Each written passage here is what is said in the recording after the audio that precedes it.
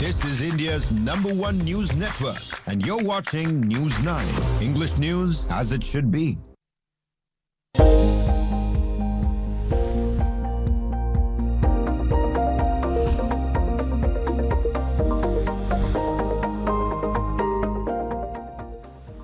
Hello everyone, you're watching Morning Brief at 9 with me, Sakshi Singh Litoria here on News 9. Let's take a look at the top headlines of the day.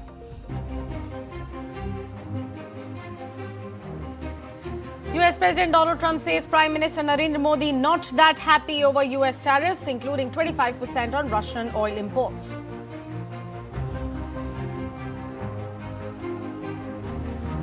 India and European Union to step up ministerial talks in Brussels to resolve differences and fast-track long-pending free trade agreement.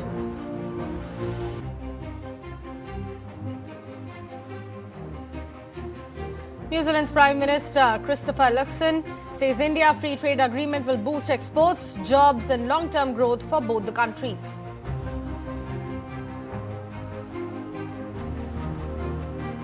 Iran says situation is under control and assures safety of Indian citizens despite ongoing protests in Tehran.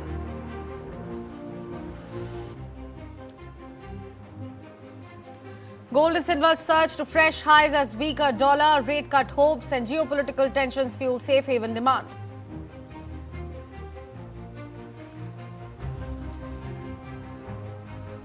Donald Trump says Venezuela will turn over up to 50 million barrels of sanctioned oil to the US after Maduro's removal.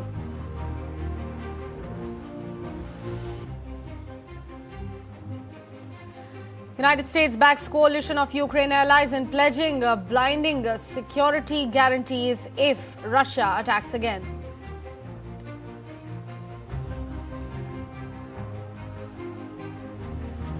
Wall Street rallies as Dow hits record high on AI-driven chip stock surge and easing geopolitical concerns.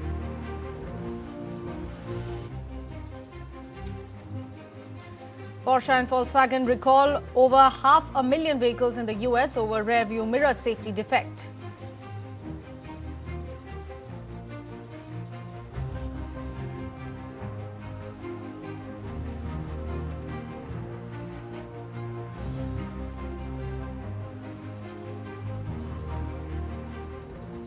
And here's our top story of this morning. US President Donald Trump has publicly acknowledged differences with Indian Prime Minister Narendra Modi, while underlining that the two leaders continue to share a strong personal relationship.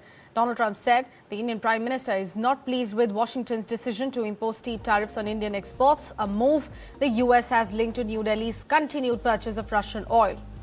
India has consistently maintained that its energy decisions are guided by national interest and long-term energy security, especially at a time of global volatility. Despite the tariffs, New Delhi has not altered its strategic autonomy or economic priorities. The United States has doubled import duties on select Indian goods to 50%, including an additional levy connected to Russian oil imports. Donald Trump has warned of further tariff hikes if policy differences persist, even as trade negotiations between the two countries remain ongoing. And notably, Donald Trump also referred to delays in the delivery of Apache helicopters, highlighting that bilateral defense cooperation continues alongside trade disagreements.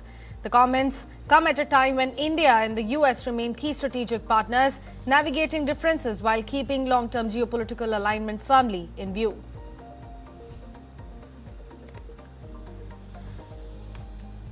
I mean, I had India coming to me, sir, I've been waiting 5 years. We're changing it. We're changing it. India ordered 68 Apaches, and Prime Minister Modi came to see me. Sir, may I see you, please? Yes, I have a very good relationship with him. He's not that happy with me because, you know, they're paying a lot of tariffs now because they're not doing the oil, but they are. They've now reduced it very substantially, as you know, from Russia. India and the European Union are stepping up efforts to seal a long-pending free trade agreement. Commerce and Industry Minister Piyush Goyal will hold ministerial-level talks with European Union Trade Commissioner Maros Sefcovic in Brussels on January 8th and 9th as both the sides push to bridge key differences and fast-track negotiations. The discussions aim to give strategic direction to negotiators, resolve outstanding issues and move closer to a balanced and ambitious pact. India is seeking zero duty access for labor-intensive sectors like textiles, leather and gems, while sticking points remain on steel, automobiles and the European Union's carbon tax. These talks come ahead of the India-European Union summit later this month, with European Union leaders set to attend India's Republic Day celebrations.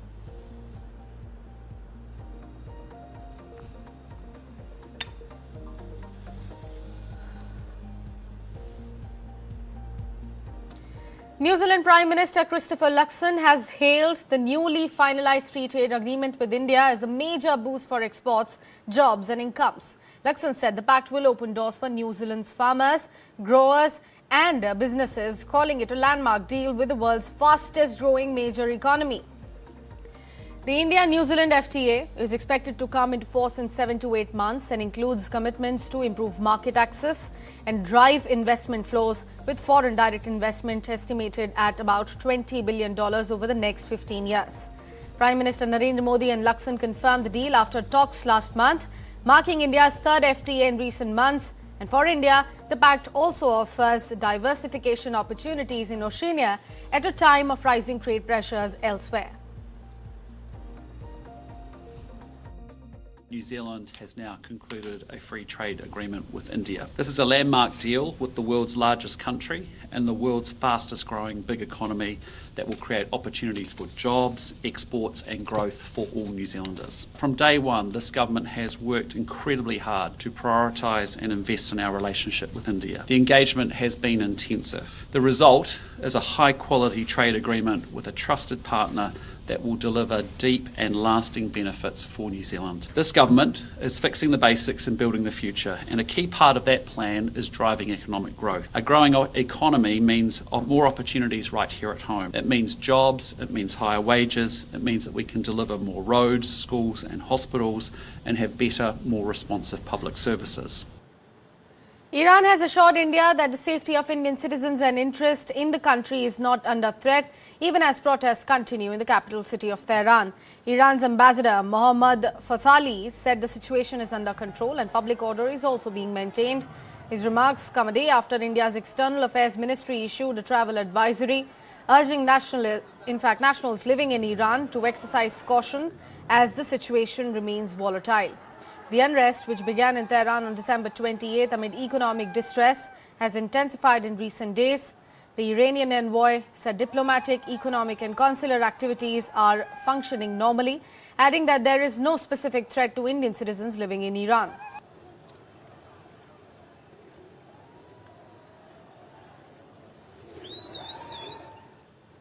Some buzz coming in straight from the markets. Gold prices surged for the fourth straight session on Tuesday, rising by 1,100 rupee to 1,41,500 per 10 grams in the national capital, tracking firm global cues. The rally was driven by a softer US dollar and growing expectations of interest rate cuts after comments pointing to a softer policy stance from the US's Federal Reserve. Silver also extended its strong run, jumping 7,000 rupee to 2,51,000 per kilogram, marking its third consecutive day of gains. In international markets, spot gold climbed to around $4,460 an ounce, supported by heightened geopolitical tensions following US action in Venezuela.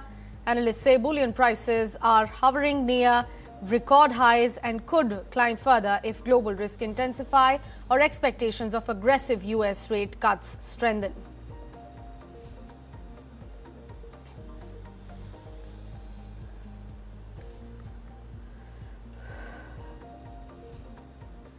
The government has given social media platform X more time until today to submit its action taken report after issuing a stern warning over obscene and sexually explicit content generated using its AI tool Grok. Earlier, the IT ministry had directed X to immediately remove all unlawful and vulgar content and also warned of legal action for non-compliance. The ministry said Grok was being misused to create and circulate obscene and derogatory content, particularly targeting women. Officials said X sought additional time to respond. The government has made it very clear that failure to comply with India's IT laws could lead to the loss of safe harbor protection and further action.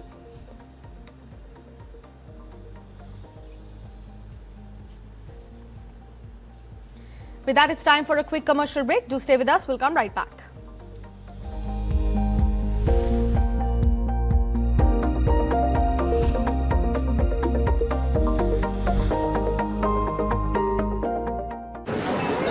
जब 25 साल के प्रत्युष का kidney का operation हुआ तो policy बाजार की team ने हॉस्पिटल पहुंचकर 12 लाख का क्लेम अप्रूव करवाने में पूरी हेल्प की। पॉलिसी बाजार पर 1 करोड़ का हेल्थ इंश्योरेंस सिर्फ 550 रुपए महीने से शुरू।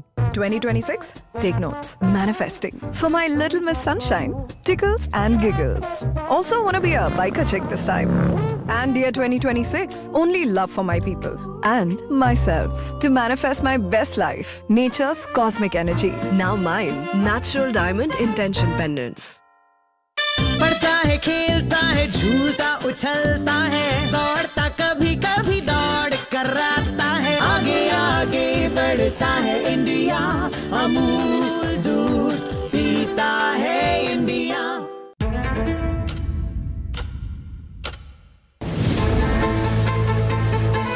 Being a chef, it's my priority to deliver taste in a plate with good presentation, unique innovation.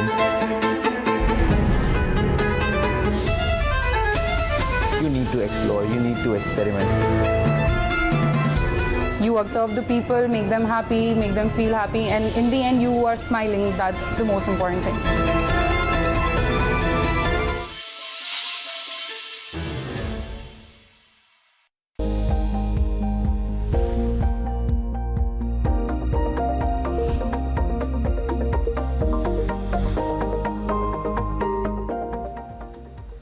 Welcome back and thanks for staying with us. Venezuela is all set to transfer between 30 and 50 million barrels of sanctioned crude oil to the United States. President Donald Trump announced that on Tuesday, days after the US forces captured Venezuelan leader Nicolas Maduro. Trump said the oil will be sold at market price and that proceeds will be under his control to benefit both Venezuelans and Americans. The president directed his energy secretary to execute the plan immediately, with oil expected to be transported directly to the US ports.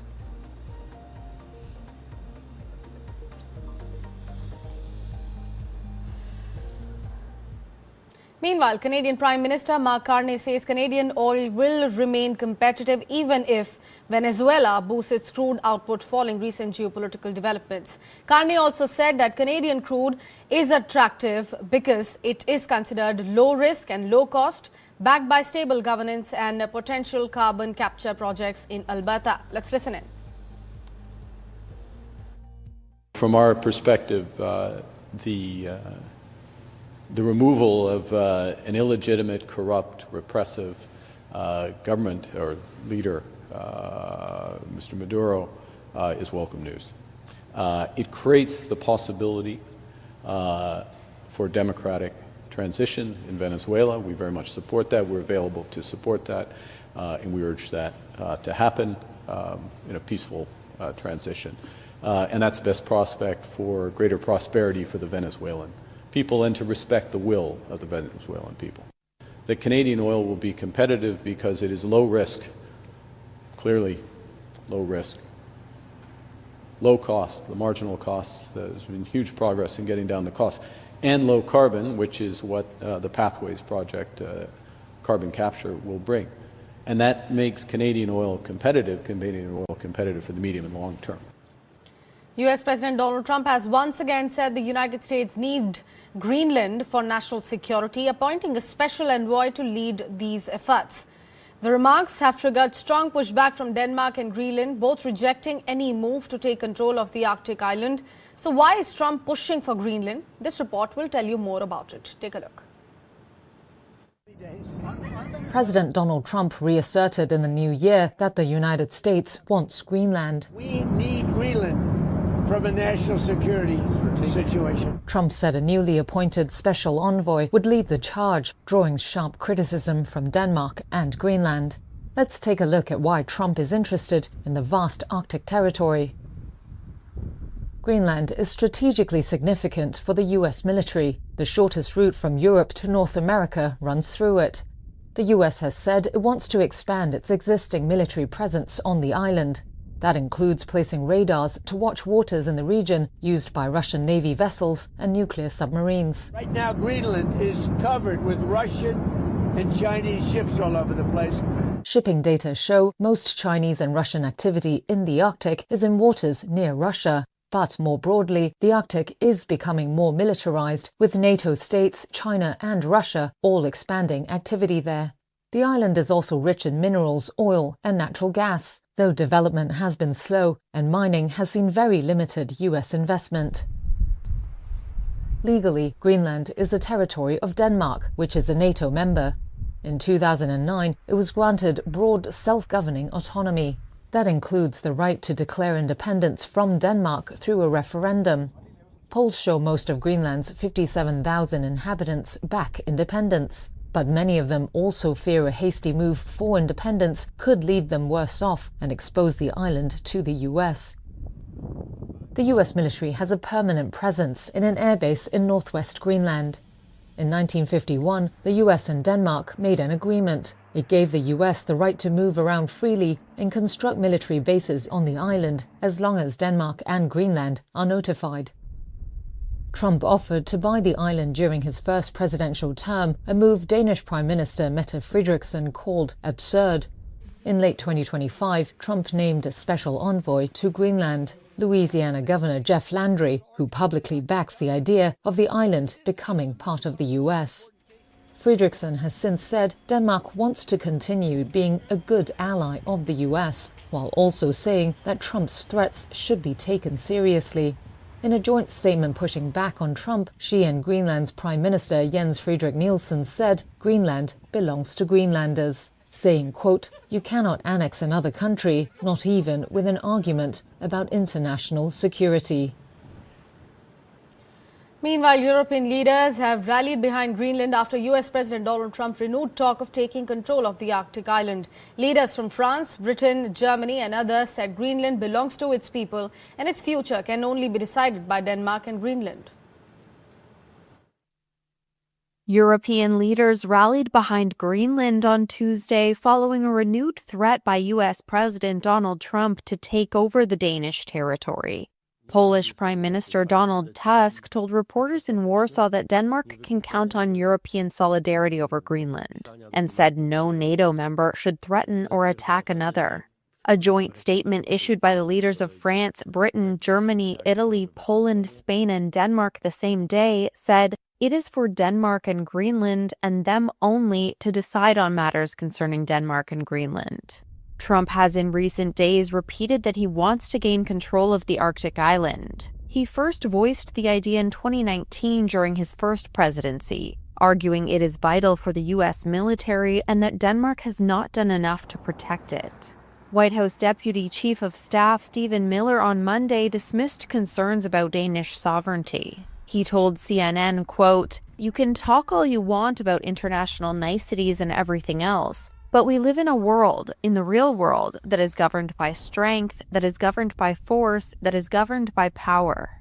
A U.S. military operation over the weekend that seized the leader of Venezuela has rekindled concerns that Greenland might face a similar scenario. Greenland has repeatedly said it does not want to be part of the United States. European leaders said security in the Arctic must be achieved collectively with NATO allies, including the United States. Greenland's Prime Minister Jens Frederik Nielsen welcomed the European leaders' pledge of solidarity and renewed his call to the U.S. for respectful dialogue. The United States has for the first time backed a broad coalition of Ukraine's allies in pledging security guarantees for Kiev if Russia attacks again. The commitment was made at a Paris summit of the so-called Coalition of the Willing, aimed at reinforcing support in the event of a ceasefire. The United States, for the first time on Tuesday, backed a broad coalition of Ukraine's allies in vowing to provide security guarantees that leaders said would include binding commitments to support the country if it is attacked by Russia again. The pledge came at a summit in Paris of the so-called Coalition of the Willing to firm up security guarantees to reassure Kyiv in the event of a ceasefire with Russia. U.S. Special Envoy Steve Witkoff said after the summit that President Donald Trump, quote, strongly stands behind security protocols. Those security protocols are meant to, A, deter any attacks, any further attacks in Ukraine, and B, if there are any attacks, they're meant to defend, and they will do both. A statement by coalition leaders also said that allies will participate in a proposed U.S.-led ceasefire monitoring and verification mechanism. Talks to bring the almost 4-year conflict to an end have accelerated since November. Until recently, much of the focus was on pledges of military aid for Ukraine's forces and possible contributions to an international reassurance force. But attention has now shifted to legally binding guarantees to come to Kyiv's aid in the event of another attack by Moscow. Kyiv has long said it cannot be safe without guarantees that are comparable to NATO's mutual defense agreement to deter Russia from attacking again. Moscow wants any peace deal to bar Ukraine from military alliances. It's time for a quick commercial break. Do stay with us. We'll come right back.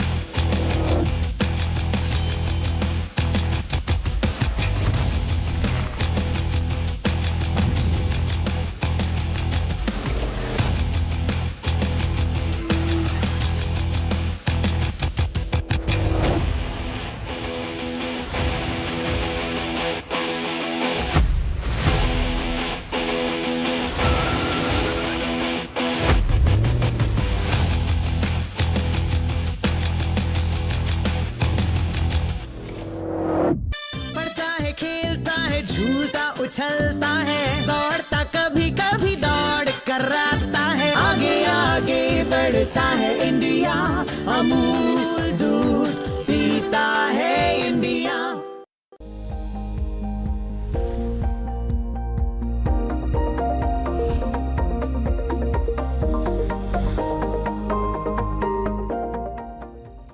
Welcome back and thanks for staying with us. Wall Street closed higher on Tuesday with the Dow Jones Industrial Average hitting a fresh record high, while the S&P 500 and Nasdaq also finished strong. Investors were driven by a surge in chip stocks on renewed AI optimism and a solid rally in Moderna shares. More details in our next report. Wall Street ended higher on Tuesday, with the Dow gaining about 1% to hit another record high, and the S&P 500 and Nasdaq both climbing more than 0.6%. Investors brushed aside fears of broader geopolitical fallout after U.S. forces captured Venezuelan President Nicolas Maduro over the weekend. Rohit Chopra, portfolio manager at Lazard Asset Management, said investor focus is already turning to what happens next. And now the markets are starting to digest what does normalcy look like in a country that was in a much more untenable situation. And I think that's where we are seeing a firmness. Venezuelan bonds continue to be resilient, up more than 20% over the last couple of days. And now markets are starting to digest some of those second order developments. What does the oil production outlook look like? What type of investment will come in? What is the type of regime that we're likely to see? But I do think the markets are taking more of a full approach to this weekend's developments. Still, oil stocks dipped after robust gains in the prior session, with giants ExxonMobil and Chevron losing about 3.5% and 4.5% respectively. Renewed AI optimism powered the indexes, with several chip stocks rallying. NVIDIA CEO Jensen Huang, speaking at the Consumer Electronics Show in Las Vegas, gave details about upcoming AI processors that include a new layer of storage technology. SanDisk surged more than 27%, Western Digital jumped 17%, Seagate Technology gained 14%, and Micron Technology rose 10%, with all four stocks hitting record highs. But Huang's comments also raised concerns about demand for data center cooling systems. Shares of Johnson Controls slid more than 6%, while Trane Technologies dropped 2.5%. Among other movers, Shares of Moderna jumped almost 11% after BofA Global Research raised its price target on the drug maker. At the Consumer Electronics Show in Las Vegas, Siemens CEO Roland Busch said the industrial AI revolution is already underway, claiming artificial intelligence will transform global industry faster than electricity or steam ever did. Speaking at CES, which runs from January 6 to 9th, Busch said AI is rapidly reshaping manufacturing, mobility and infrastructure. Once known for consumer gadgets, CES has now emerged as a major platform for showcasing industrial technology and electric vehicles. Well, the industrial AI revolution, it has already begun, and it's picking up steam faster than steam ever did. In fact, steam took 60 years to transform society. Electricity, 30, computers, 15.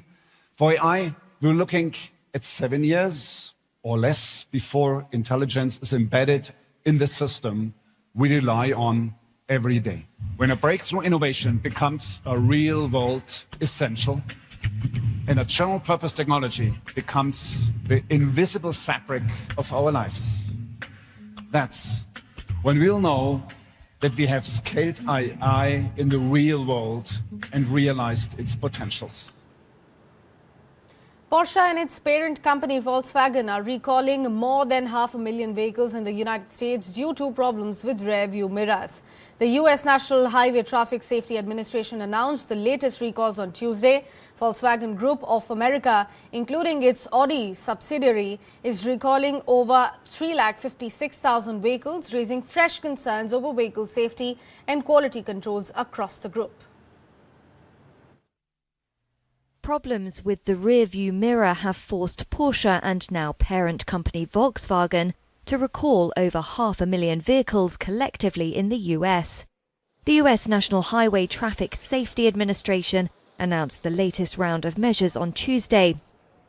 VW Group of America, including its Audi subsidiary, is recalling over 356,000 vehicles in the country.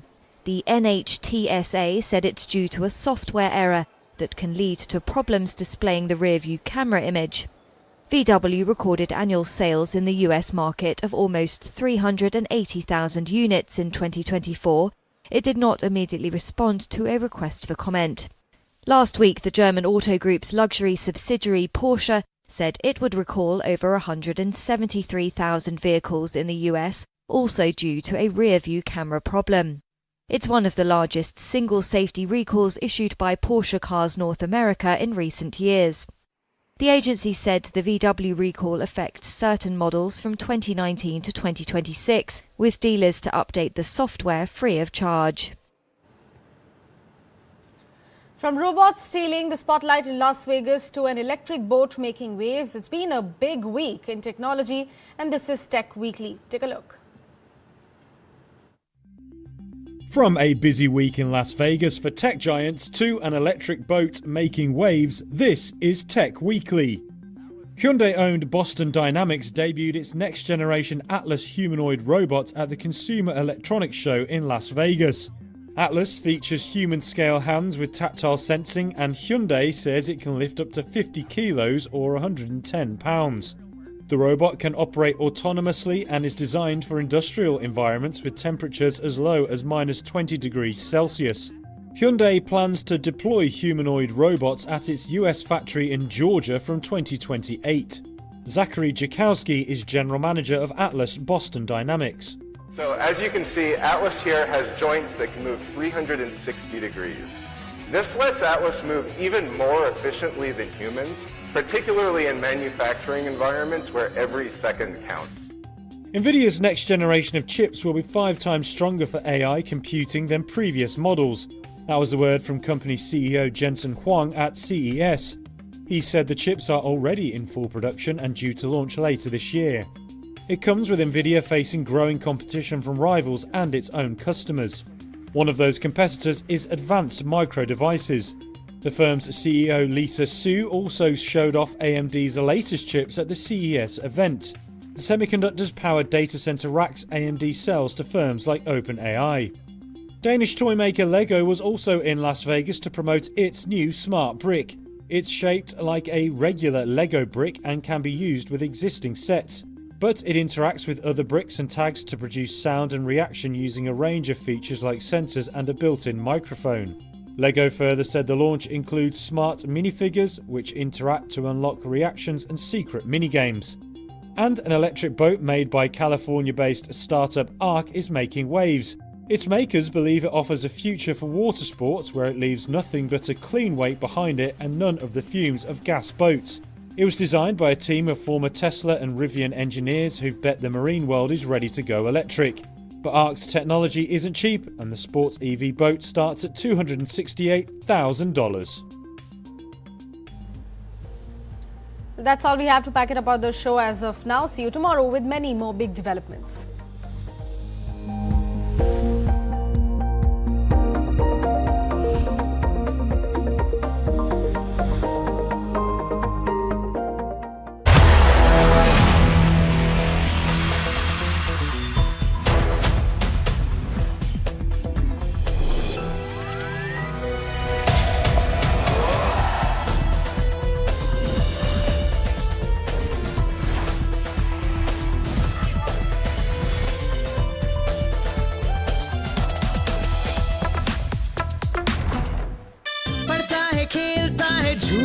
उछलता है दौड़ता कभी कभी दौड़ कराता है आगे आगे बढ़ता है इंडिया अमूल दूध पीता है India Light, camera and action. Kick back, relax, grab your favorite snack because News 9 is here with your weekend dose of entertainment. It's time to take a deeper dive into the buzzworthy happenings of the entertainment world. From celebrity gossips to exclusive conversations, from nostalgic moments to News 9's pick of the week, don't worry, we've got you covered here. And I hope you've grabbed your popcorn by now because News 9's page 3 is here to serve you everything that we call entertainment. So do stay tuned every Saturday and Sunday, 2:30 p.m.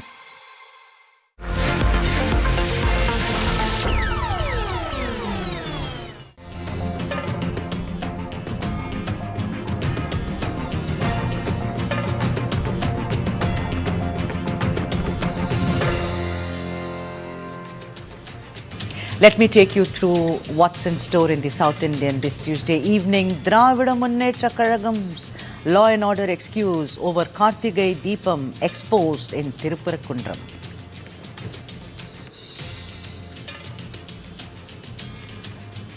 It's election season in Tamil Nadu, but for Tamil Nadu polls, alliance math is still in a state of flux. What are the reasons? We'll try and figure out.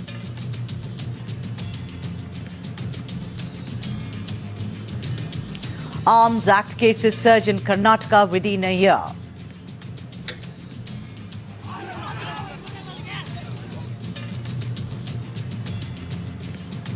All right, you're watching the South Indian and this is our lead story. HC lights up the darkness in Tirupurakkundram. The Tirupurakkundram hill hosts both the Subramanya Swami, also known as Kartikeya or Murugan, temple and the Sikandar Badusha Dargah, and has been in the center of a storm since time immemorial. But the recent controversy in December of 2025 brought the conflict into a very sharp focus. On 4th of December 2025, Rama Ravi Kumar moved the Madurai bench of the Madras High Court seeking an order to light the lamp on the festival of Kartigeya Deepam on the Deepathoon or stone pillar atop the hill, altering the century-old practice of lighting the lamp at the Deepa Mandapam near Uchi Pillayar temple, Pillayar being Lord Ganesha. But the HRNCE officials went ahead and lit the Deepam at the Uchi Pillayar temple in the evening. Rama Ravi Kumar thereafter informed the court that the order had not been executed, and Justice G.R. Swaminathan asked CISF personnel guarding the High Court premises to accompany the petitioner with 10 people to the hills to help light the lamp. Insofar as the DMK government's act of defying the court order is concerned, Justice Swaminathan said, and I quote Justice Swaminathan here, "The state administration has decided to cock a snook at this court's order. Defying the order would sound the death knell of democracy itself." The Madurai district administration, of course, went ahead and imposed prohibitory orders under section 144 in Tirupurakkundram Hill until further orders, quoting law and order issues in the area. Post this slugfest on 12th of December, over 100 India bloc MPs moved an impeachment motion. I beg your impeachment motion against Justice G.R. Swaminathan, accusing him of what they call proven misbehavior. Misconduct. Even as the Tamil Nadu government had submitted that there was no evidence to establish that the stone pillar in Thiruparakundram hill was a Deepathung, the Madras High Court today upheld a single judge's decision to allow the lighting of the Kartikeya Deepam at the Deepathon or pillar on the lower of the two peaks atop the Thiruparakundram hillock, which houses both the Subramanya Swami temple and the Sikandar Badusha Dargah. A bench of justices J. Jayachandran and K.K. Ramakrishnan criticized the Tamil Nadu government for citing apprehension of law and order issues and public peace as a reason for not complying with the order.